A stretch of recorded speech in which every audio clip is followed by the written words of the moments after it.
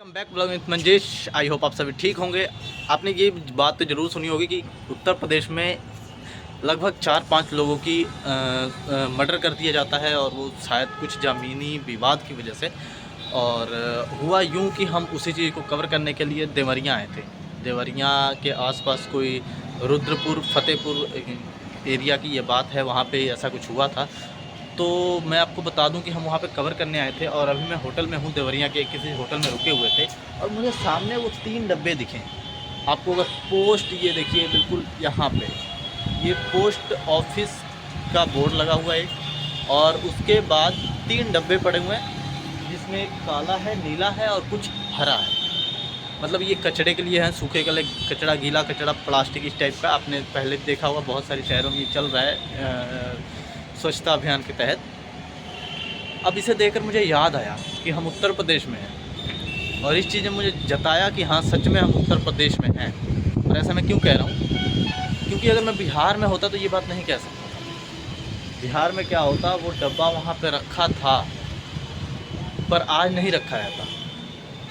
वो डब्बा रहता वहाँ पे 1 हफ्ते तक और 1 हफ्ते के बाद वो तीनों डब्बे वहाँ से उठकर किसी 3 लोगों के घर में पड़े होते हैं। ये बिहार का हाल है और बिहार के आम लोगों का हाल है। हालांकि देवरिया एक बिहार से लगा हुआ डिस्ट्रिक्ट है लगभग, तो अगर आप देखो तो कुछ ज़्यादा यहाँ के लोग अपडेटेड नहीं है मुकाबले बिहार के। मतलब थोड़ा सा पूर्वांचल में भी बिहार का या थोड़ा पिछड़े टाइप के लोगों का थोड़ा एजुकेशन सिस्टम या और सारी चीज़ें और जो भी फैसिलिटीज़ हैं वो कहीं ना कहीं टच होता है। बिहार जैसा लगता है देखने में पूर्वांचल भी, पर फिर भी ये देखकर खुशी हुई कि उत्तर प्रदेश को उत्तर प्रदेश बनाया है उत्तर प्रदेश के लोगों ने। उत्तर प्रदेश की सरकार नो डाउट की बहुत सारा अच्छा काम कर रही है।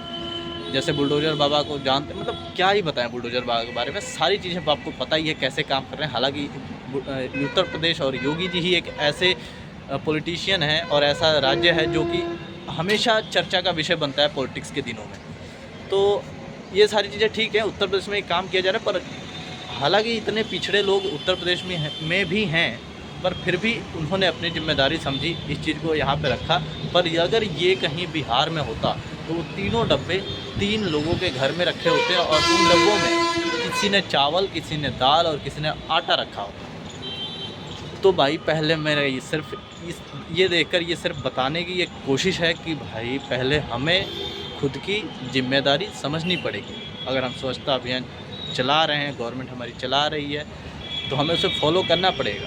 अगर कचड़े का डिब्बा है तो वो कचड़े का ही डिब्बा है, वो चावल का डिब्बा नहीं हो सकता जिसे आप घर में जाकर रख दो। तो आप इस पर क्या सोचते हैं, कमेंट करके ज़रूर बताएं। Take care, bye bye.